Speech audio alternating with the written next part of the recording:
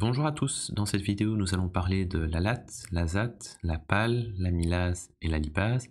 Je suis au courant que la fonction hépatopancréatique est parfois difficile à comprendre, je vais tenter de l'expliquer de la manière la plus simple possible. Je me présente, je suis le Dr Samy Snibert, spécialiste en biologie clinique. Vous pouvez vous abonner à ma chaîne afin d'avoir plus de contenu dans le domaine médical. Je tiens à préciser que cette présentation est inspirée de la vidéo sur le même sujet issue de la chaîne YouTube américaine Medicosis. Cette présentation sera un peu différente car je vais détailler 8 petits cas cliniques en fin de vidéo. Tout d'abord, l'ALAT signifie alanine aminotransférase et l'azat pour aspartate aminotransférase. Ces transaminases seront élevées s'il y a une atteinte hépatique. Ensuite, si vous avez un problème au niveau du système biliaire, on s'attend à ce que la PAL et la GGT soient élevées. PAL, bien sûr, signifie phosphatase alcaline et GGT pour gamma-glutamyltransférase. S'il y a une atteinte hépatique, il y aura une augmentation de l'amylase et de la lipase. L'amylase est plus sensible que la lipase qui est plus spécifique. Pourquoi l'amylase n'est pas spécifique? Car il existe une isoenzyme au niveau de la salive, alors que la lipase est présente uniquement au niveau du pancréas. Concernant les transaminases, l'ALAT est spécifique du foie, alors que l'azat peut être trouvé dans de nombreux tissus, y compris le foie, les muscles squelettiques, le cœur, les reins, le cerveau et même les globules rouges. Ensuite, concernant ces enzymes, la phosphatase alcaline est présente dans de nombreux tissus, y compris le système hépatobiliaire, mais également les os, le placenta, les reins et le tractus gastro-intestinal, alors que la GGT est uniquement présente dans le système hépatobiliaire. Donc, si le patient présente une pathologie avec un retentissement des voies biliaires, la PAL et la GGT seront toutes les deux élevées. Pour résumer, l'ALAT est plus spécifique pour les maladies hépatiques que l'azat. Donc, si l'azat est élevé alors que l'ALAT reste normal, on pourra penser à une cause extrahépatique. En cas de suspicion d'atteinte musculaire, on pourra réaliser un dosage de la CPK. Dans les maladies hépatiques, la LAT est souvent plus élevée que l'azat.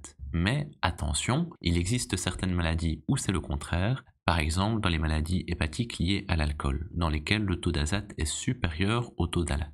Si le taux de PAL est élevé alors que celui de la GGT est normal, on pourra suspecter une atteinte extra-hépatique, par exemple une atteinte des os. De plus, s'il y a une augmentation soudaine et brutale de PAL et de GGT, on pourra suspecter un carcinome hépatocellulaire. Enfin, on se souvient que l'alcool provoque des augmentations marquées de la GGT. Une petite breaking news, je vous présente mon dernier ouvrage qui contient 20 cas cliniques en hématologie cytologique, il est disponible sur Amazon. Maintenant, attaquons-nous aux cas cliniques. Première question, un patient se présente avec un ictère, une anémie, une augmentation de la bilirubine non conjuguée, le reste du bilan est normal, c'est-à-dire la bilirubine conjuguée, la phosphatase alcaline et la GGT. Maintenant, quel est votre diagnostic? Vous pouvez mettre la vidéo en pause si vous voulez y réfléchir. La première chose, quand on observe un ictère, c'est de voir la bilirubine. Est-ce qu'elle est libre ou conjuguée? Dans notre cas, elle est libre. On sait que lorsque l'on associe un ictère, une anémie et une augmentation de la bilirubine libre, on pense tout d'abord à une anémie hémolytique. Mais d'abord, quel est le mécanisme? Il faut savoir que ici le foie ne présente aucune pathologie, il n'y a aucune altération de la fonction hépatique. Mais alors d'où vient cet excès de bilirubine libre? C'est parce que la destruction des globules rouges libère de l'hème qui sera transformé en bilirubine. Cet excès de production de bilirubine va alors dépasser la capacité du foie à le conjuguer, d'où l'apparition de bilirubine libre dans le sang.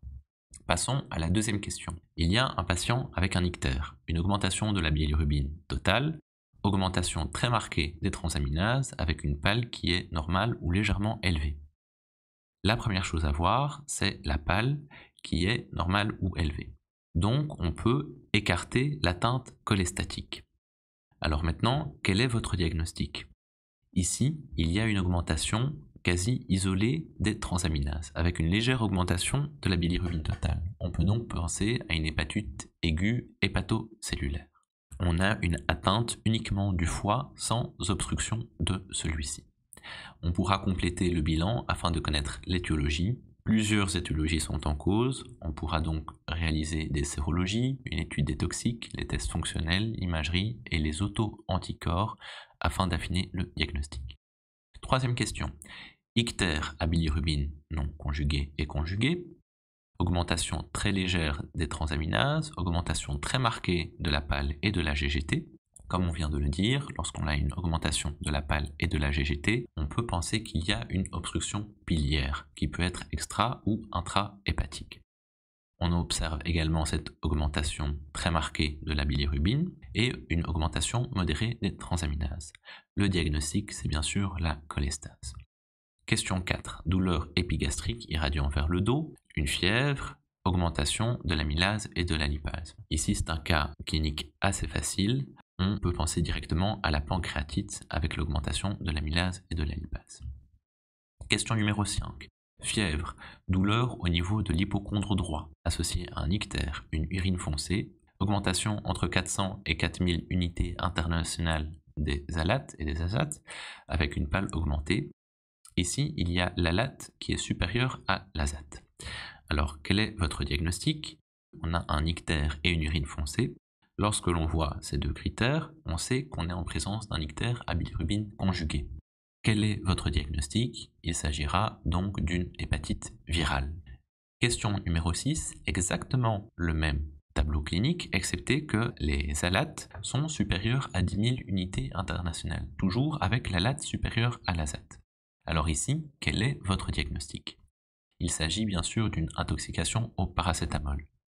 Question numéro 7, fièvre, douleur à l'hypochondre droit, ictère, urine foncée, augmentation très modérée des transaminases, avec augmentation modérée de la PAL et augmentation de la GGT.